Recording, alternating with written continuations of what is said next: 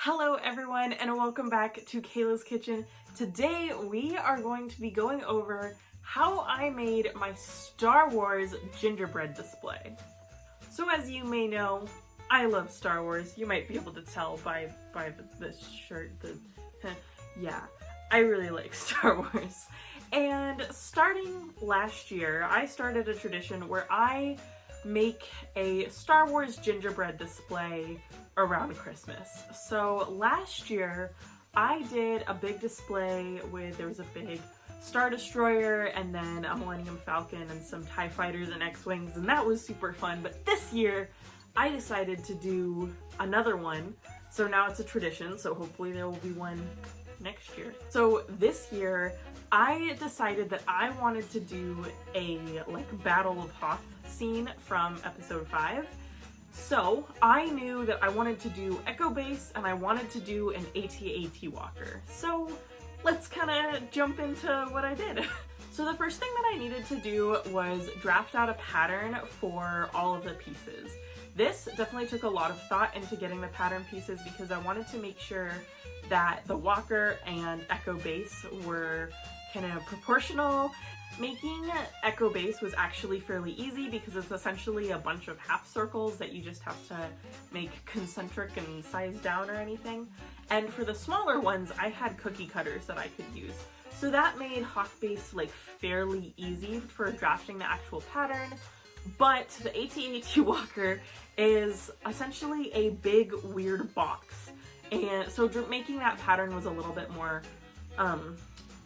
complicated, but I figured it out, was able to get a general shape, put it on some paper, cut the paper out, and I labeled each pattern piece so that I knew where it was supposed to go. Some of the only things that I didn't do pattern pieces for is the head of the AT-AT Walker because I wanted to use a cookie cutter to make the head, and I'll sort of show that a little bit later, how I just used a cookie cutter to make that kind of box.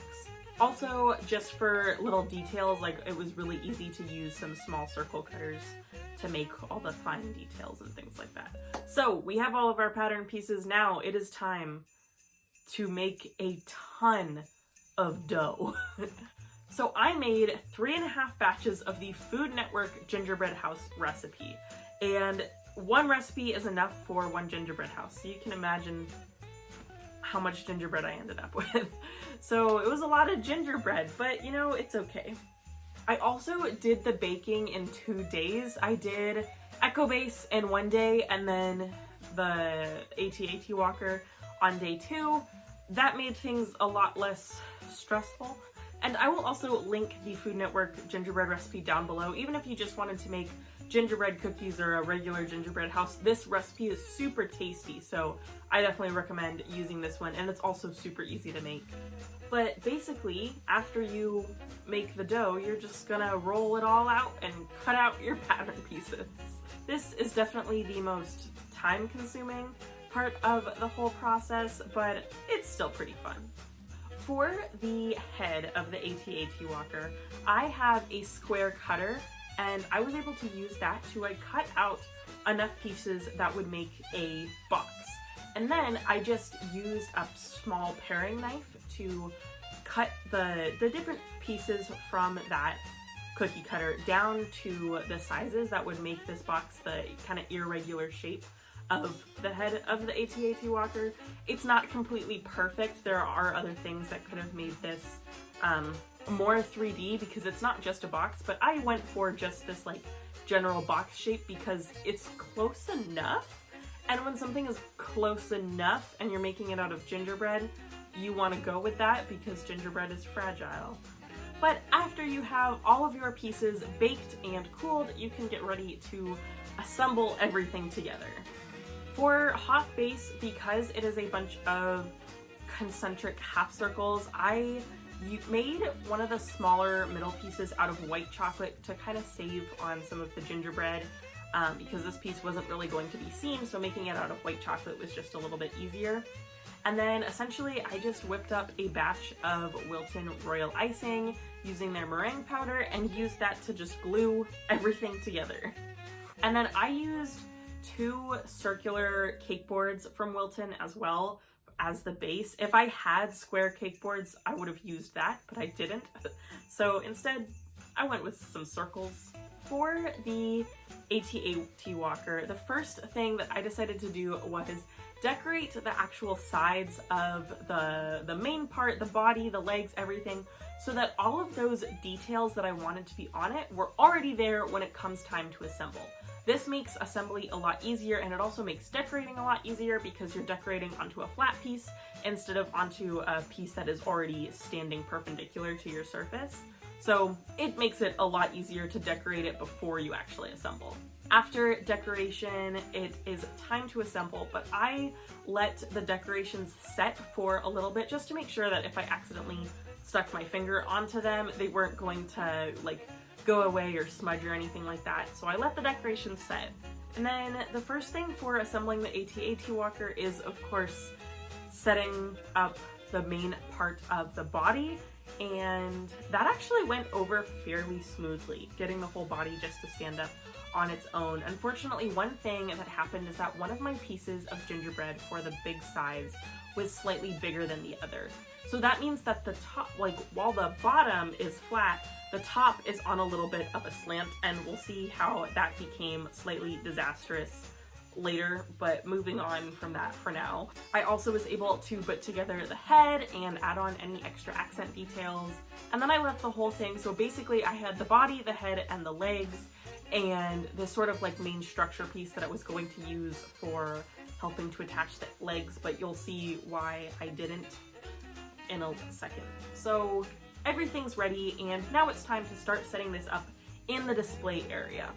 So I have this side table that I set up, and I decided to use that for where I would display this. So for the final pieces of getting everything together, I have Echo Base on 2 different cake boards. So I wanted to squish those together and then get the whole Echo Base kind of connected to itself so that it is one whole cohesive piece and not 2 separate pieces.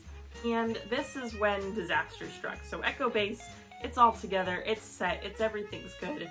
But as I began to assemble the AT-AT walker, I realized that there was no way, absolutely no way, that I would be getting this thing to stand up without some extra supports, which I probably should have known beforehand if I had used like a one portion of my brain, but I didn't. So I decided to use Rice Krispie treats, and that was going to be the piece to kind of keep this up. But disaster struck again, and it still didn't work. So what happened was, one half of the Rice Krispie treats that I used was compacted way more tightly than the other half, and so what that meant is that while the one half that was compacted really well was holding the body of the AT-AT walker, the half that wasn't compacted was just squishing down on itself, and so the whole thing started to fall over. So I attempted for a long time to get the whole thing to stand up on its own. I actually managed to get it to stay with the legs on and everything for 10 minutes, which was enough time to take some videos and some pictures. But I knew that if I left this to sit overnight, it was just going to fall over. So instead, I just decided to keep my plans loose, keep some creativity involved, and you know how at the kind of the end of the Battle of Hoth sequence, the way that they conquer the rebels, the way that they conquer the AT-AT walkers is by using the cables with the A-Wing fighters, and they wrap it around the legs and they make the whole walker fall over. So that happened at my scene. So the walkers just, it fell over. It still hurts to talk about. So I removed the Rice Krispies and I just laid the body of the walker on the ground, and then, or not on the ground, but on the table, on the cake boards on the table. And then kind of attach the legs like laying down, so it kind of looks like the whole thing fell over. Yeah. So then after with the legs attached, I had a bunch of leftover royal icing. Well, not a bunch, but I had a fair amount. of leftover royal icing. So I used that to kind of make like pillows of snow, so it kind of looks like it like fell over and like pushed a bit in the snow. And I think that it actually did end up looking fairly cool. It's okay though, because it does look pretty cool and it tastes delicious, so eventually we might eat it, who knows. But I think that the biggest lesson I learned in doing this is that sometimes it's okay to change your original idea. You can change up the plan a little bit, that's okay. Now it's just a little more movie accurate of a scene. So that is my Star Wars gingerbread display. I really hope you guys enjoyed watching me make this. It was a ton of fun to make, even though there was a lot of stress and strife involved as well. But overall, it was a great experience. I love making these gingerbread displays every year, and I'm so looking forward to next year. But that is all for this episode of Kayla's Kitchen. Thank you so much for watching. If you enjoyed this video, please give it a like and subscribe down below. But that is all for now, so as always, happy sipping.